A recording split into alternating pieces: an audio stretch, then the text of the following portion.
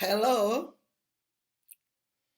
I welcome you to another teaching with Learn with Joes. I welcome you especially to the last Tuesday and the last day in May 2022. God has been so good. Today is the last day of the 5th month, and we are going into the mid-year, which is June. And it looks just like yesterday. Then we said, Happy New Year. For those of you who are joining me for the first time, this channel is known as Learn with Joes. It's an academy of knowledge economy. My name is Josephine. I am your digital professor. I'll be teaching today on Omnipotent God and the problem of evil. Last Tuesday, I shared with you some incommunicable attributes of God. Today, I'll be sharing with you communicable attributes of God. That is, those attributes that humankind share with God. And I'll be talking about problem of evil. In fact, the problem of evil is a critical point where we have what we call theistic arguments or debates. Because some people could not just understand that there are so many problems, sufferings, or evil all around. When we say we have all-knowing, good, omnipotent God. And we refer to these people as atheists because they do not believe in the existence of God. They just cannot comprehend that how can one God exist where there's so much problem of evil around. But yes, I believe in the existence of God, and many others believe in the existence of God. And this God that we know as omnipotent God, because Satan is not omnipotent. God is the only one that is omnipotent. Shares some communicable attributes with humankind. Just follow me as I join Learn with Joes. But before I do that, I want to thank you, all my subscribers. And for those who are new, I want to plead that you subscribe to my channel, you share my video, you like my content. Most importantly, I want feedback from you people. So when you look at my description box section, you can make your comments there, and you can see some other links I have in my description section. I want to thank you for sharing my video and for subscribing.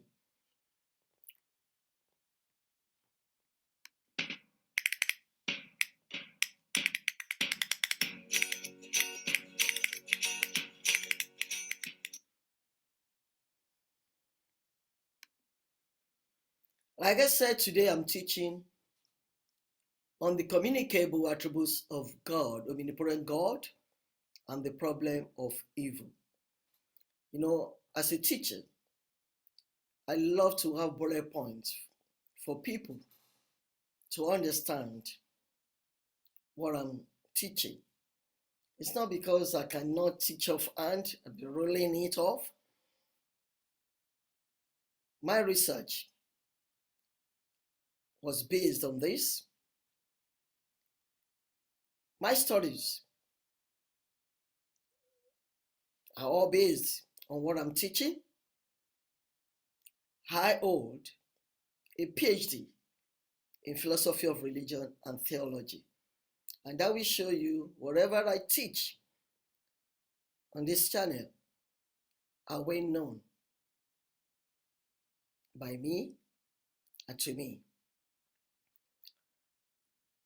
So I want to ask you at this point to please take your pen, take your paper, in case you have a point or two you want to jot down or you note for references. As I teach on the omnipotent God and the problem of evil.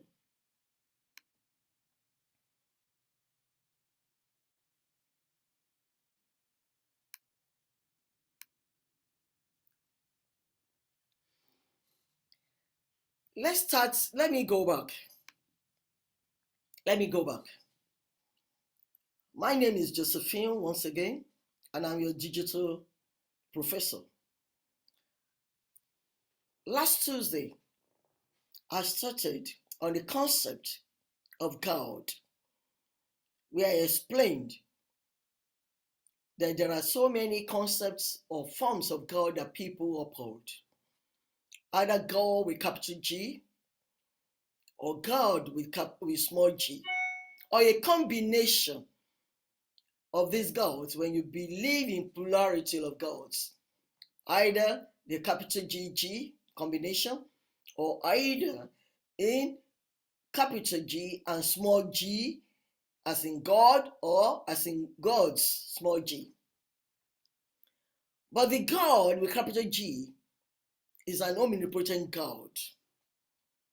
And I am sharing with you today the communicable attributes of this God, and then later on go into the problem of evil.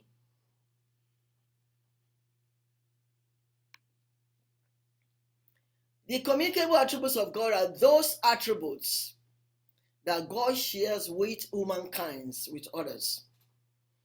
And the very first one is love. God is love.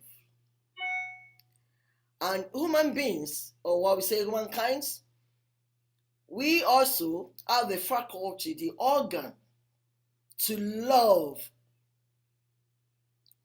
each other, to love God, to love others.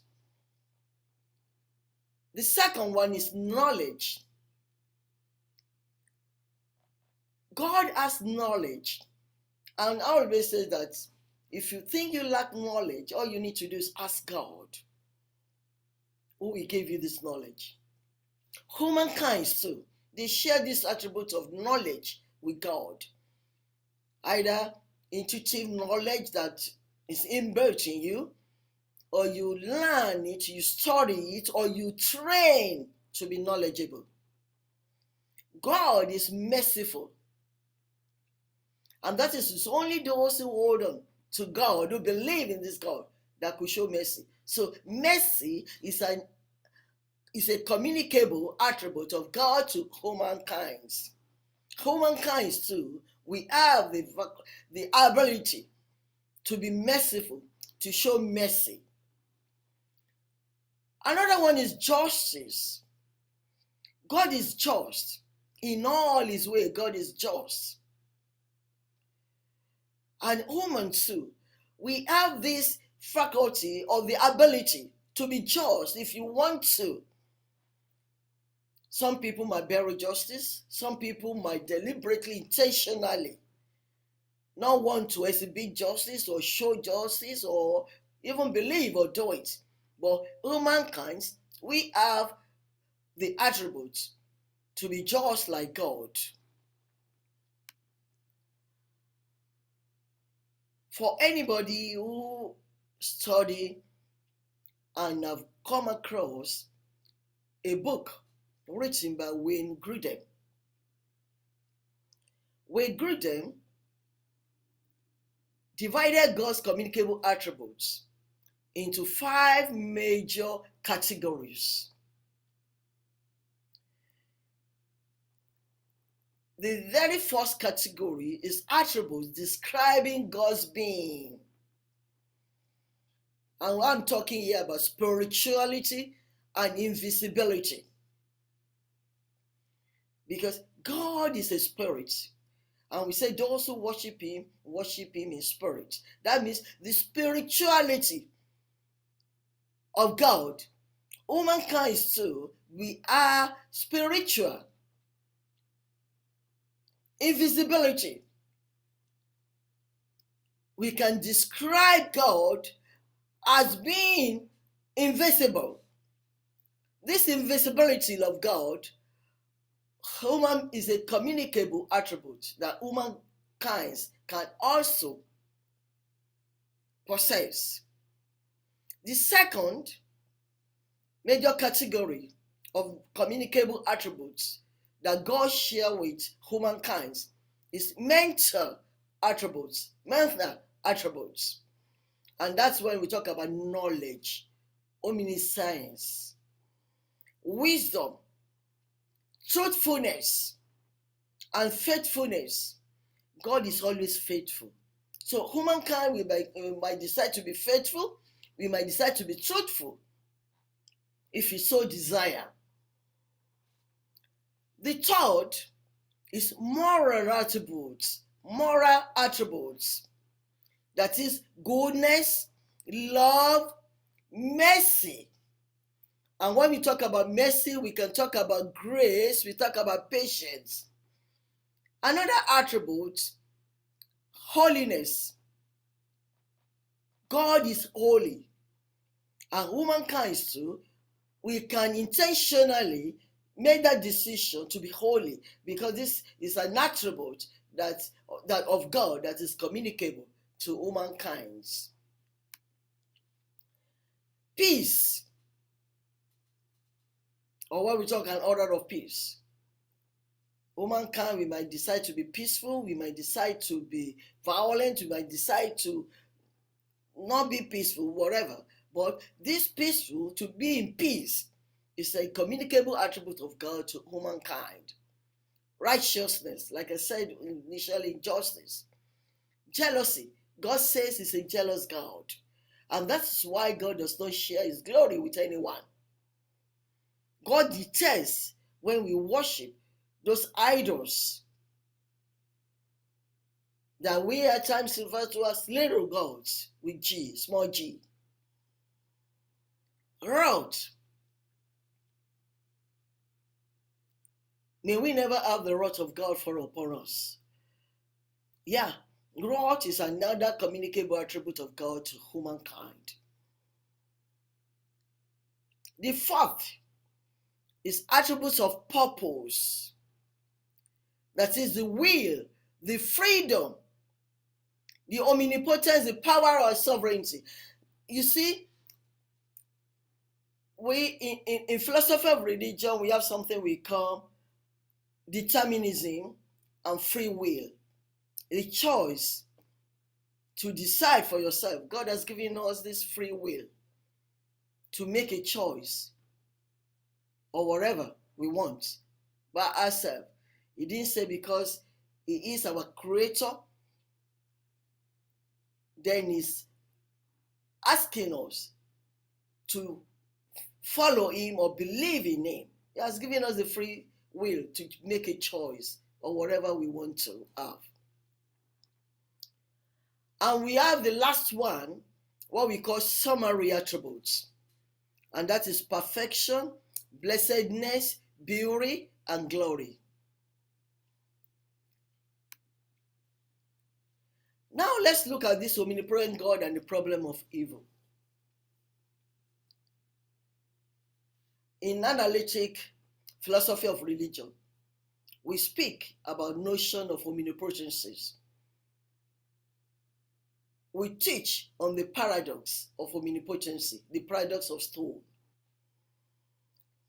Divine omnipotence is typically used as a key premise in the famous argument against the existence of God, known as the logical problem of evil.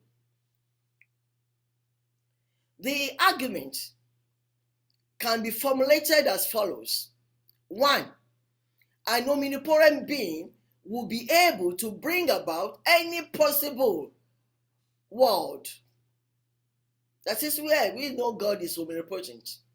That means an omnipotent being can and will be able to bring about any possibilities in the world.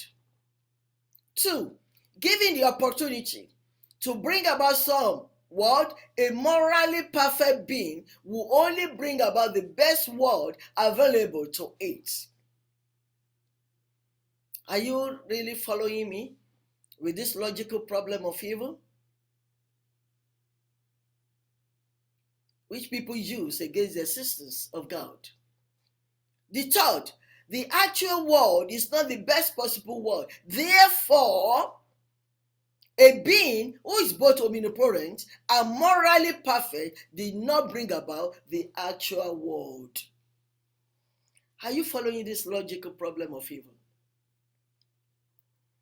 When people want to argue against the existence of God, they talk that, well, if God is omnipotent, yes, he has the capacity, he's able to bring about a possible world, yeah, and if so, this morally perfect being will only bring about what is best in the world. That is, there will not be any evil or suffering in the same world. I hope you are really, really following what I'm saying. And that the actual world is not the best possible world. Therefore, a being who is both omnipotent and morally perfect did not bring about the actual world. What an argument. The argument is here formulated in Leibnizian terms, and Leibniz notoriously rejected that premise 3. That is the premise 3, and the 2 has also been rejected. Even some philosophers have denied that there is a unique best possible world, and others, and most notably Robert Adams, have argued that even if there is such a world, creating it might not be the best course of action. Hello? The problem of evil and suffering is the most celebrated of all the objections to theism presented by atheists. Debates about evolution and the like notwithstanding, the most reflective theists will likely agree that objections to believe in God posed by the occurrence of evil and suffering present a far more serious challenge than do objections from science.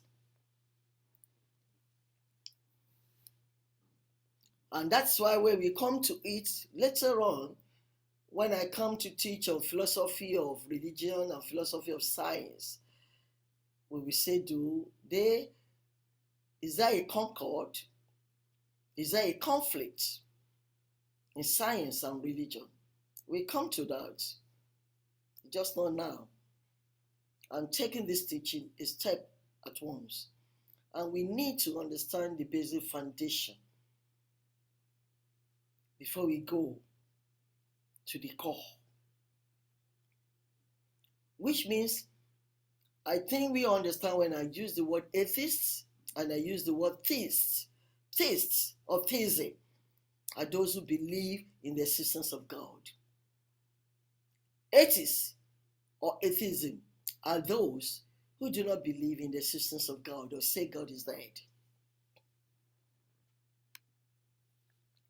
One of the most popular objections to theistic evolution is really a version of the problem of evil that asks, how could a perfectly loving God employ a means of creation that proceeds by way of the systematic destruction of the weakest and most vulnerable creatures?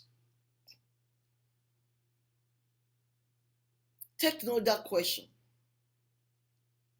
because that is the version of the problem of evil, and that's the question they're asking. That we say, okay, God is omnipotent, God is all-knowing, God is morally perfect, God is good. So how could a perfectly loving God employ a means of creation that proceeds by way of the systematic destruction of the weakest and most vulnerable creatures? But here, a distinction must be drawn. However, between the problem of evil as a philosophical objection to religious belief and the problem as a concerned question, are we asking this question as a philosophical objection to God's existence? Or are we asking this question as a philosophical objection to religious belief? Or are we asking this question as a concerned person? Many believers and non-believers alike are bothered by evil. I don't know if there is any humankind or any person in the world who's not bothered about problem of evil. But when they are faced with suffering on their own part or on the part of others, they ask why. Even you find people who truly believe in the existence of this God, when they are confronted, frontally confronted with the problem of evil, personally, or to somebody very close to them, a loved one, the question that comes to their tongue or to their mind is why? And why you have people say, why me? Or why us? At such times, the problems of evil cause more for pastoral care than for philosophical debates. Hello, someone. Evil makes a strong case against God's existence. And that is David Hume. Best of all possible worlds, that's the theodicy by Gottfried Leibniz. Evil and omnipotency, J.L. Mackie. I'm referring you to some of the things to my research and read, because this academy, we're not going to real in-depth of this in doses. But you have the opportunity, if you want to know more, to message me via the comments under this video or by reaching out to me via my email, which is provided in my YouTube channel and also on my website, joesoboyejo.com. You also might be interested in the free will defense by Alvin Plantinga and the soul-making theodicy by John Icke. These are some of the scholars or philosophers that some of their submission are taught along when we are teaching the problem of evil.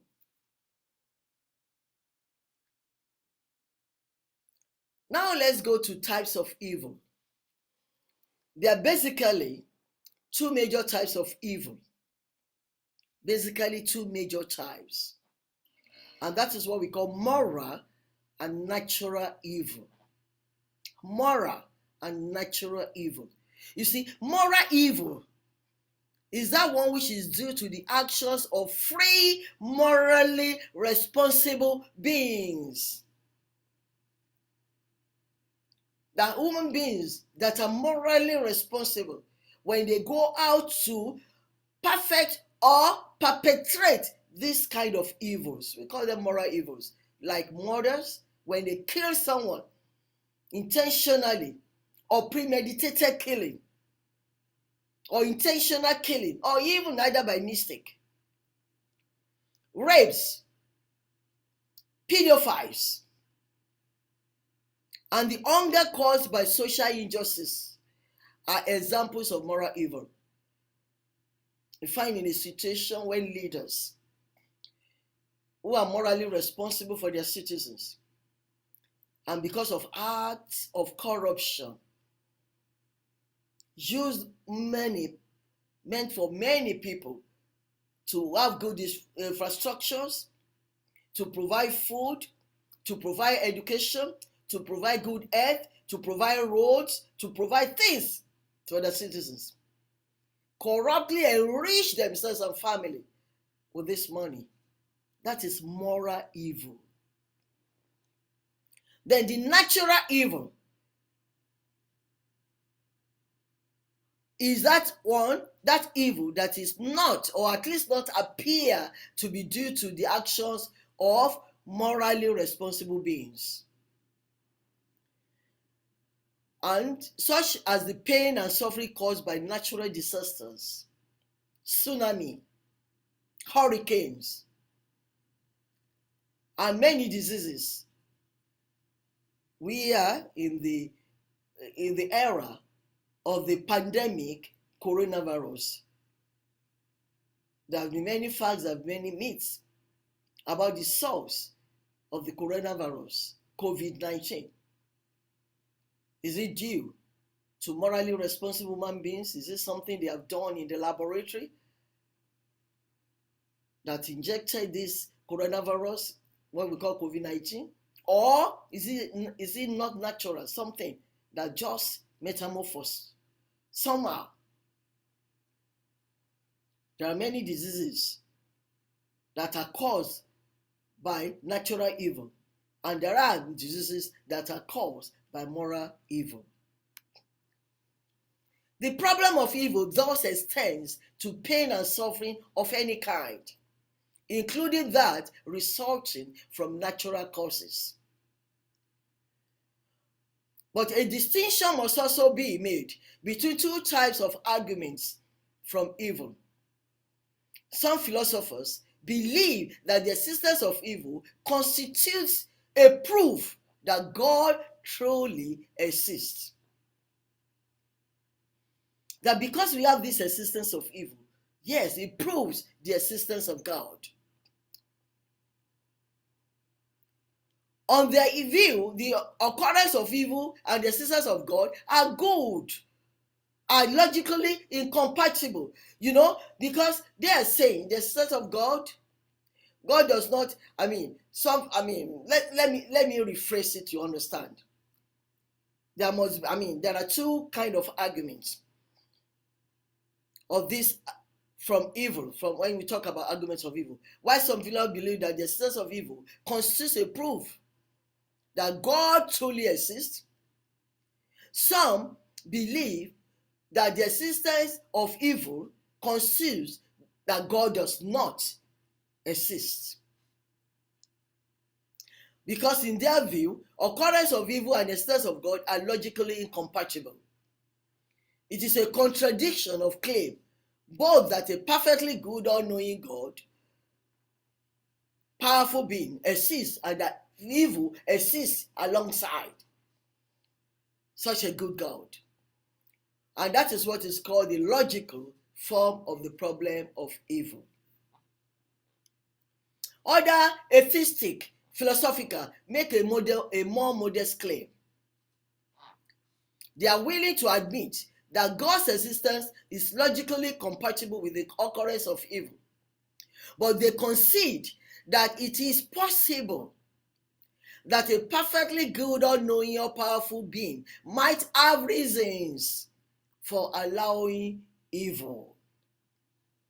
However, they allege that given the actual types and the quantity of evil that we find in this world, in this universe, it is unlikely or improbable that this is so in every case. Some atheists might say, okay, let's agree a little bit that God exists, along that the existence of God, is good God, is with this evil that is surrounding us. Let's agree that, okay, it might be logically incompatible, that no, I do not want to agree with the other left that say they're logically incompatible. Let's say it's logically incompatible. But the amount, the wideness, the height and the depth of evil in this world makes it unlikely.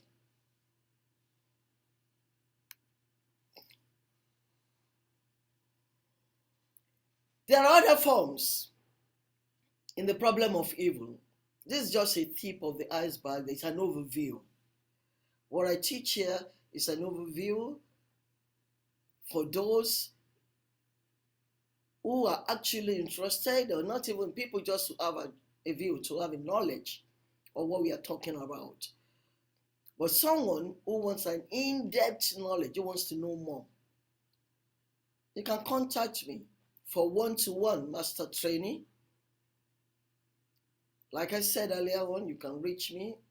Check the description link for my Gmail or learnwithjoes mail too, with my Gmail. I have one with my personal name. I have another one with learnwithjoes.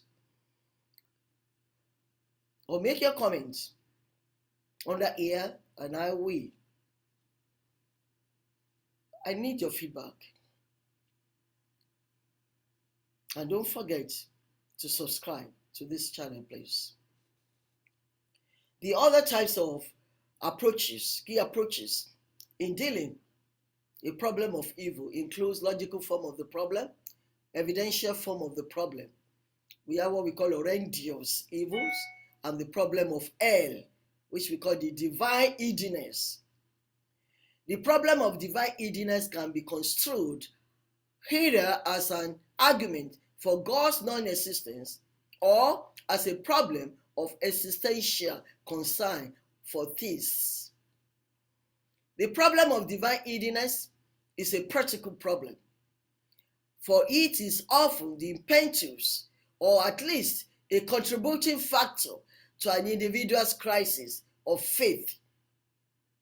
Divine heediness also intensifies the problem of evil by seeming to undermine a common strategy in theodicy, namely treating the way God acts in relation to his creatures as analogous to the way loving parents act toward their children. John 3:16 says, "For God so loved the world that he gave them his only begotten Son, that whosoever believe in him shall not perish, but have eternal life." That is, God acts to humankind the way loving parents act toward their children.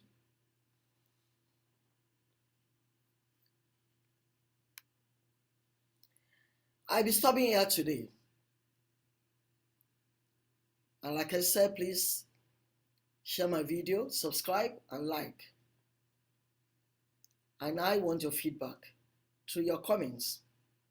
And please, you can check the description box for links and my emails that you can contact me, or some links you can follow, especially to my website and to my Thinkific,